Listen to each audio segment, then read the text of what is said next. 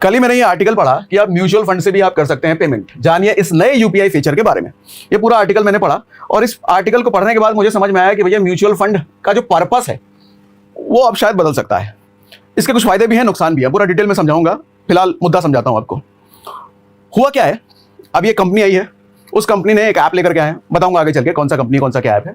वो कहते हैं कि आप हमारे ऐप में म्यूचुअल फंड में इन्वेस्ट कीजिए हमारे ऐप के जरिए, और ये म्यूचुअल फंड अपनी रफ्तार से तो ग्रो करेगा, जो मार्केट की स्पीड होती है ग्रो करने की वो तो ग्रो करेगा, लेकिन आपके पास ये फ्लेक्सिबिलिटी है कि आप जब चाहे 10 रुपए 20 रुपए 100 रुपए 200 रुपए 1000 रुपए जितने की भी यूपीआई करनी है आप इसी म्यूचुअल फंड से कर दो।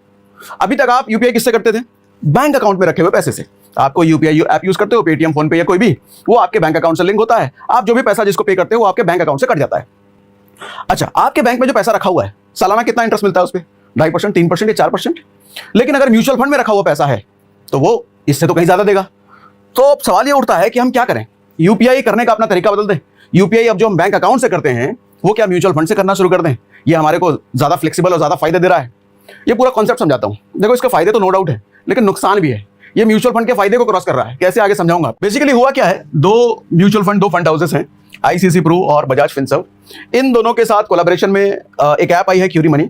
ये क्यूरी मनी ऐप आपको ये फैसिलिटी देती है कि आप इनके जरिए म्यूचुअल फंड में इन्वेस्ट करते हो। अच्छा, इनके पास दो म्यूचुअल फंड है फिलहाल।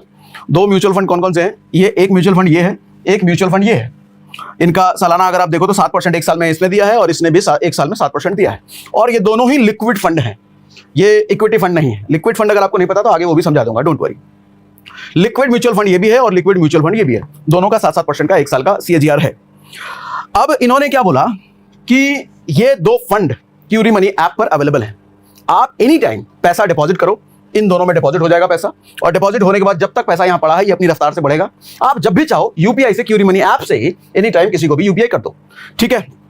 अब इसमें आपका सवाल यह होगा कि जब म्यूचुअल फंड से हम पैसा निकालते हैं, भैया एग्जिट लोड लगता है वहां पर। हर बार जब पैसा निकालेंगे तो एग्जिट लोड हर बार लगेगा क्या? अच्छा, एक्सपेंस रेशियो भी लगता है। एक्सपेंस रेशियो कितना है आप वो भी जानना चाहोगे, तो आपको बता दूं, एग्जिट लोड इन्होंने 1 हफ्ते बाद कर दिया है। 1 हफ्ते बाद अगर आप कोई भी पैसा निकालते हो तो एग्जिट लोड नहीं लगता। तो ये समझ में आता है कि हम जो पैसा डाल रहे हैं इसमें 1 हफ्ते तक तो हम कोई यूपीआई ना करें, 1 हफ्ते बाद ही करें। उसके बाद एक्सपेंस रेशियो जो है 0.29% का है, 0.28% का है। ये एक्सपेंस रेशियो मुझे थोड़ा सा ज्यादा लगा, क्योंकि नॉर्मली लिक्विड फंड का जो एक्सपेंस रेशियो होता है, जो अच्छे लिक्विड फंड है, वो इससे कम होता है, ठीक है, थोड़ा ज्यादा, बहुत ज्यादा डिफरेंस नहीं है। और क्या है, एग्जिट लोड जैसा मैंने आपको बताया कि 7 दिन के बाद ये जीरो कर देते हैं, वो है। अच्छा, कितना एसेट अंडर मैनेजमेंट है? ये 4000 करोड़ मैनेज कर रहे हैं पहले से, और ये 51,000 करोड़ पहले से मैनेज कर रहे हैं। मतलब ये बड़ा फंड है, ये बड़ा फंड हाउस है, ये हमारे को दिख रहा है। अच्छा, इसमें जहां तक पैसे डिपॉजिट करने की बात रही तो आप इसमें पैसे डिपॉजिट लमसम भी कर सकते हो और एसआईपी भी कर सकते हो, ये फैसिलिटी भी ये दे रहे हैं।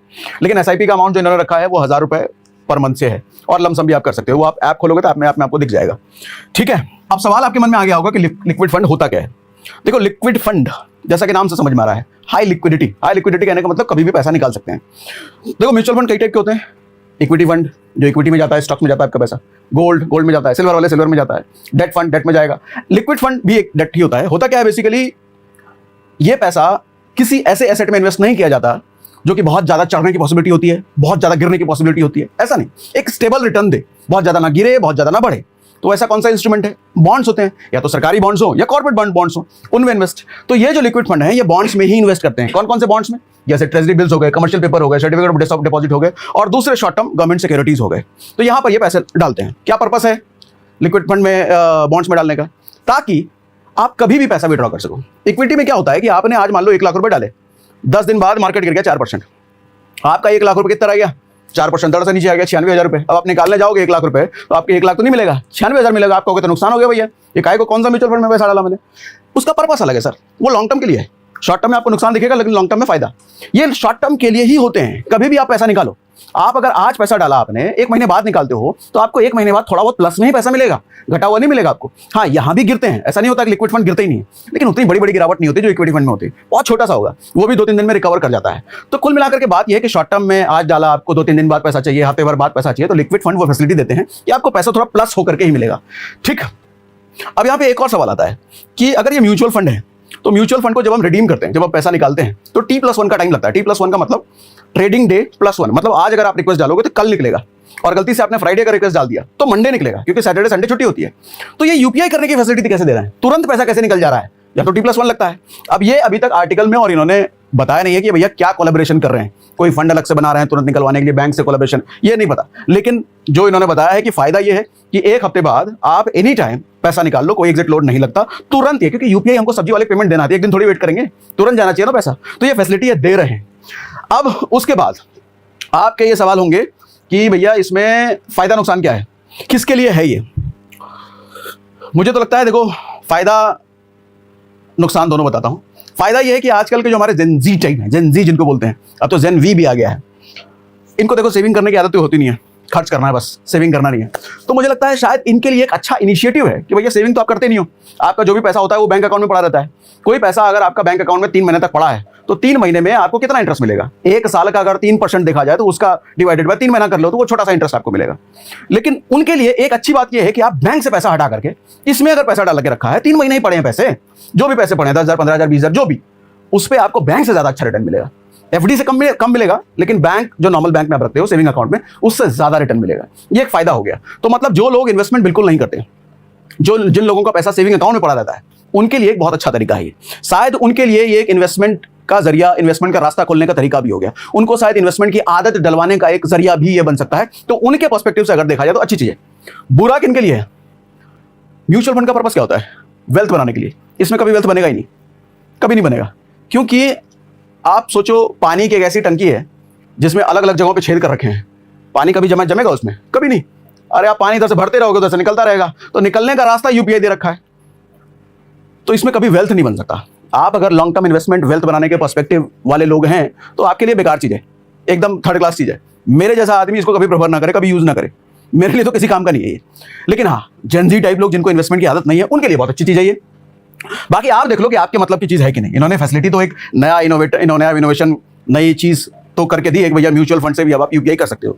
सेविंग अकाउंट में अगर पैसा पड़ा है तो कुछ नहीं मिल रहा है, ना के बराबर मिल रहा है, यहाँ कम से कम अच्छा मिल जाएगा। ठीक है, तो ये थे कुल मिलाकर के समरी भैया। और मैंने आपको दोनों स्क्रीन दिखा दी, दिखाई नहीं दिखाई क्या? चलो ये वो स्क्रीन है इनका, एक तो ये है, इन्होंने सारा कुछ यहाँ पर लिख रखा है, ठीक है। और दूसरा वाला बजाज फिनसर्व वाला ये है। बाकी आप ऐप डाउनलोड करोगे तो आप खुद ही एक्सप्लोर कर लेना, मैं दिखा नहीं रहा, वो आप खुद एक्सप्लोर कर लेना। बहुत सारे टर्म्स एंड कंडीशन है जो भी होंगे, खुद आप एक्सप्लोर कर लेना भैया। मेरा काम था इन्फॉर्मेशन देना, मैंने आपको दे दिया कि ये अच्छा है या बुरा है। तो कुल मिलाकर के बात एक बार फिर से बोल देता हूं, अगर आप लॉन्ग टर्म इन्वेस्टर हो तो आपके किसी काम का नहीं है। अगर आप उनमें से हो, आप इन्वेस्टमेंट करते ही नहीं हो, तो आपके लिए मतलब की चीज है। ठीक है भैया, चलो इतना ही। तो दोस्तों, सागर सिन्हा सर ने आज हमें म्यूचुअल फंड से यूपीआई पेमेंट करने के फीचर के बारे में बताया। कैसे उन्होंने बताया कि ऐसी फैसिलिटी केवल अभी आईसीआईसीआई और बजाज कंपनी के कोलैबोरेशन से बनी ऐप पर ही मिल रही है। लेकिन उन्होंने बताया कि कैसे अगर हम इस तरह से म्यूचुअल फंड से यूपीआई पेमेंट करते हैं तो क्या क्या उसके फायदे और क्या क्या उसके नुकसान है। यूपीआई पेमेंट करने वाले लोग इस तरह से वेल्थ को नहीं बना पाएंगे, और जो लोग थोड़ी सेविंग से ही खुश हो जाते हैं उनके लिए ये ऑप्शन सही है। तो दोस्तों, सागर सर की आज की म्यूचुअल फंड से जुड़ी एक नई जानकारी अगर आपको पसंद आई हो और आप भी सागर सिन्हा सर के फैन हैं तो वीडियो को लाइक करना और चैनल को सब्सक्राइब करना ना भूलें।